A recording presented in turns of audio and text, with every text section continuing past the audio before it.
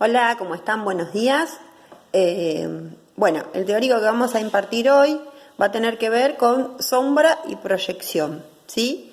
Entonces, como para comenzar a pensar, vamos a preguntarnos qué quiere decir para nosotros sombra, ¿sí? ¿Qué es una sombra en el psicoanálisis?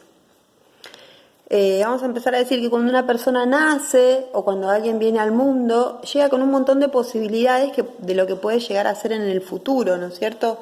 A medida que uno va viviendo y vamos interactuando con el mundo, vamos eligiendo diferentes opciones, digamos, vamos tomando decisiones, elecciones, vamos eligiendo hacer una cosa y desestimando otras.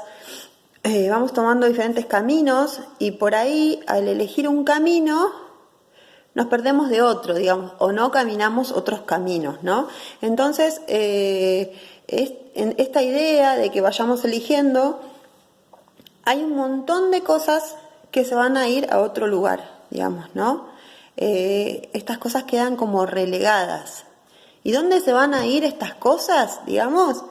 Se van a ir a la sombra. La sombra, digamos, vendría a ser como el inconsciente para Freud, ¿sí? Pero, ¿qué pasa? Esta idea desarrollada por Gustav Jung va a decir que lo que está reprimido, digamos, no solamente es porque es doloroso, sino que queda en el lugar de las sombras porque no fue elegido, digamos, ¿no? Son cosas que uno eligió no transitar porque simplemente eligió otras, pero no necesariamente tiene que ser algo doloroso o traumático. Por ejemplo, yo elegí estudiar psicología social, y en el camino me quedaron otras opciones, ¿no es cierto? O por dar un ejemplo de una familia tradicional, digamos, donde el abuelo es médico, su papá es médico, y entonces esta tendencia va a decir que yo también tengo que ser médico, pero yo elegí ser músico, por ejemplo, ¿no? Pero como ese mandato del allá y entonces me determina, elijo ser médico. ¿Y qué pasa entonces? El músico queda ya relegado en este lugar de sombras.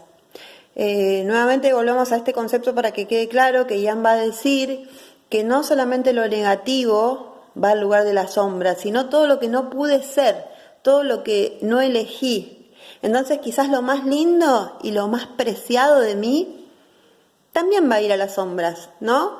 Luego cuando puedo mirarme a mí mismo, cuando puedo reconocer estas instancias, es que puedo ir a esos lugares y darle luz a esos espacios de sombra, ¿no? Del mismo modo que el inconsciente, todo lo que está guardado en las sombras va a hacer fuerza por salir, quiere aparecer, manifestarse, ¿sí? Porque cuando nacemos venimos con una cantidad de tendencias y conductas posibles que, de acuerdo al medio donde nosotros nos criemos o transitemos, si esto es propicio o es hostil, va a depender de donde si yo pueda desarrollarme o no, ¿no es cierto? Hay un montón de factores de policausalidades que se van a dar para que una persona se desarrolle, ¿no es cierto? Y muchas veces también necesitamos hacer duelos por esas vidas no vividas. No sé, por ejemplo, el sueño de una chica que quiso haber sido bailarina. Resulta que por estar a muchos kilómetros del instituto y por no contar por los medios económicos para realizarlo, no pudo ser. Entonces aquella bailarina quedó en las sombras. Una mujer que deseó con toda su vida ser artista y luego le aconteció la maternidad y entonces tuvo que relegar esa función y en el transcurso de la vida, cuestiones económicas, etcétera, esa artista también quedó relegada en las sombras.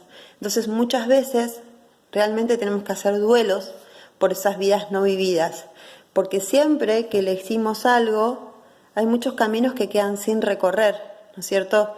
Pillon también va a decir que cuando visibilizamos algo, estamos invisibilizando todo lo demás, ¿no es cierto?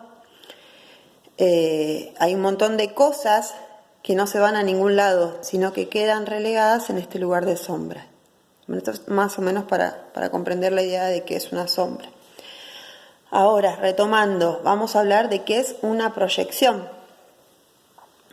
Para empezar, vamos a decir que es en las sombras, digamos, donde se originan o donde pueden originarse las proyecciones, ¿no? La proyección, como nosotros sabemos, es un mecanismo de defensa. Es algo que uno pone de manifiesto en otra persona, digamos, porque si yo lo veo en mí o lo puedo reconocer en mí, me duele mucho, entonces lo niego y lo proyecto en otra persona. La proyección es justamente esto, aquello que no podemos ver en nosotros y lo ponemos en los demás. Por ejemplo, yo digo que fulano es egoísta, que es sumamente egoísta, que es insoportablemente egoísta, que no puedo tolerar lo egoísta que es, que me molesta mucho su forma de ser. Entonces esto que a mí tanto me molesta y me duele, yo si lo puedo reconocer debería pensar cuál es mi costado egoísta o qué acciones egoístas estoy teniendo y no puedo ver, ¿no es cierto? Si nosotros bajamos estas escenas de proyección a los grupos operativos, en el grupo el otro es un espejo, ¿no es cierto? Un gran espejo facetado donde cada uno me muestra algo diferente, ¿no es cierto? Cuando más diferente es el grupo, es mucho mejor, porque muchos más espejos me mostrarán aquello que tengo que trabajar, digamos. En los grupos, las proyecciones, si yo con mucha suerte y viento a favor las reconozco, digamos, y puedo darme cuenta, reconocerlas, son una herramienta muy útil para poder trabajar y aprender, ¿no? Ya que es imposible no hacerlas, digamos, es imposible no proyectar y hacer transferencias dentro de un grupo en uno de los primeros encuentros, digamos, porque todo lo que guardamos pugna por salir, ¿no? Y las proyecciones y las transferencias son parte de un vínculo. Ahora vamos a ver cuál es la diferencia entre las proyecciones y las transferencias, ¿no? La transferencia es un personaje mío interno que yo traigo del allá y entonces y se lo transfiero a un compañero, digamos. Hay una persona que me hace acordar a mi hermano, a mi mamá, hay una característica de esa persona o hay algo en ese vínculo que yo traigo del allá y entonces y le hablo a ese otro que no es en un tiempo que tampoco corresponde, ¿no es cierto? Entonces estoy haciendo una transferencia en el primer contacto que tengo con el otro. Y la proyección no es un vínculo interno, no es un personaje interno, digamos. Es algo que está guardado en la sombra y como me es doloroso, lo veo en el otro, ¿sí? Todo lo que vemos, digamos, en los otros, también está en nosotros. Todo lo que vemos en nosotros también lo tenemos nosotros, digamos. Tanto sea bueno o sea malo. Cuestiones dolorosas que yo no puedo ver o reconocer en mí mismo, entonces los proyecto en el otro, así como cosas buenas, como por ejemplo decir, ay, esta persona me parece re bien, es súper inteligente, qué cálida que es, valoro su sinceridad, son todas cuestiones que uno también trae, ¿no es cierto? Entonces, la proyección es transferir emociones y reacciones y emociones, digamos. Y la transferencia es depositar un vínculo del pasado en un vínculo nuevo, ¿sí? Ahora vamos a hablar de las proyecciones. La primera es la proyección invertida, ¿sí? Tiene que ver con algo de la paranoia, digamos, es un vínculo paranoico. Va a dar un ejemplo que dice, yo lo quiero al otro, pero esto que hace el otro me resulta inaceptable para mí. Entonces lo odio, ¿sí?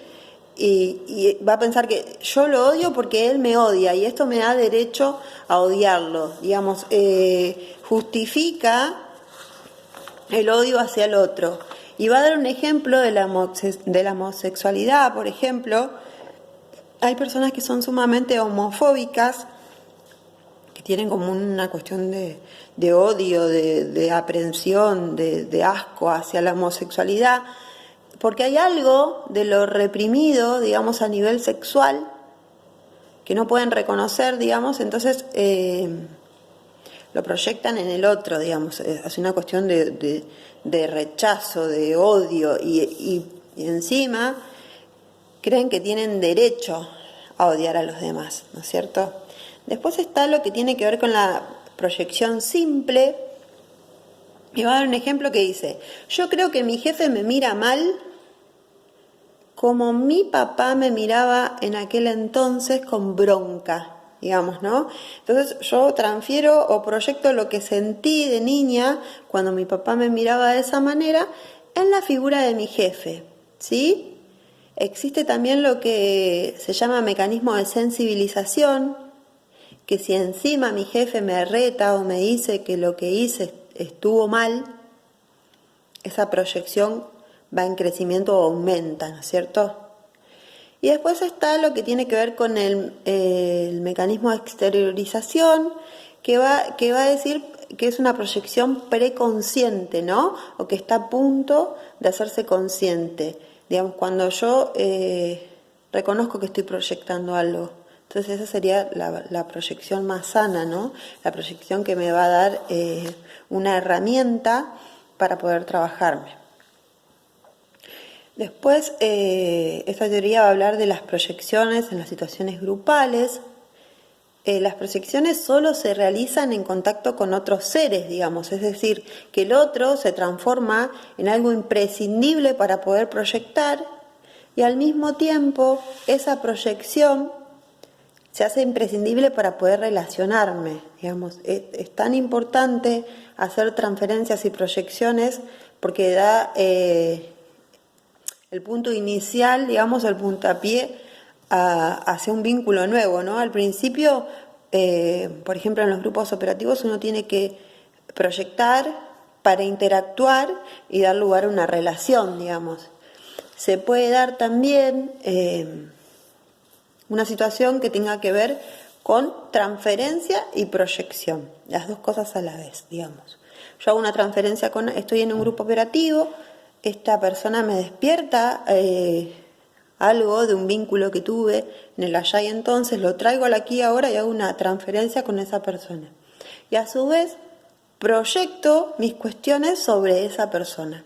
Y así estoy un tiempo relacionándome de una forma fantasiada con mi compañero. Luego, por una estrategia de la coordinación y porque todos debemos trabajar con todos, esta persona sale sorteada para que yo haga un trabajo con ella. Entonces, ahí me doy cuenta, interactuando y conociéndola desde un vínculo real, me doy cuenta que no era así como yo pensaba, sino que estaba haciendo proyecciones sobre ella. Entonces, introyecto en mí un personaje nuevo de esa persona, del orden de lo real, ¿no es cierto? Y ahí es donde se da el vínculo sano. Solo puedo reconocer en el otro aquello que existe en mí, ¿no? Y todo el tiempo nos vamos a encontrar, siempre nos vamos a encontrar en nuestras relaciones con nuestros propios personajes internos, ¿no es cierto?, que ya tenemos introyectado. Y nuestra tarea, digamos, para poder relacionarnos sanamente con otras personas, es poder diferenciarlos, entender que estas personas son nuevas, que son otros, que no son aquellos que nos marcaron, que nos impusieron cosas o que nos gratificaron desmedidamente, entonces andamos por la vida pidiendo a otros que no son ellos que nos gratifiquen, o estamos defendiéndonos de que no nos castiguen, de que no sean crueles, de que no nos avergüencen, porque estos personajes son nuevos, digamos. Entonces lo que yo tengo que poder hacer es reconocerlos, introyectarlos como unos personajes nuevos, y solo desde ahí, digamos, voy a poder tener un vínculo sano, ¿no es cierto?, diferenciando los que son los personajes internos que yo tengo y reconociendo los personajes nuevos para poder tener un nuevo vínculo y relacionarme con estas personas con todas las personas, ¿no?, desde un lugar más sano y más real. porque a veces tenemos esta idea de idealizar o fantasear los vínculos. Bueno, más o menos esto es lo que tiene que ver con la teoría de sombra y proyección. Les mando un beso grande y vamos a encontrarnos a las 18 para ver si tienen alguna duda. Abrimos un espacio de preguntas y vamos a repetir la teoría. Les mando un abrazo grande. Hasta luego.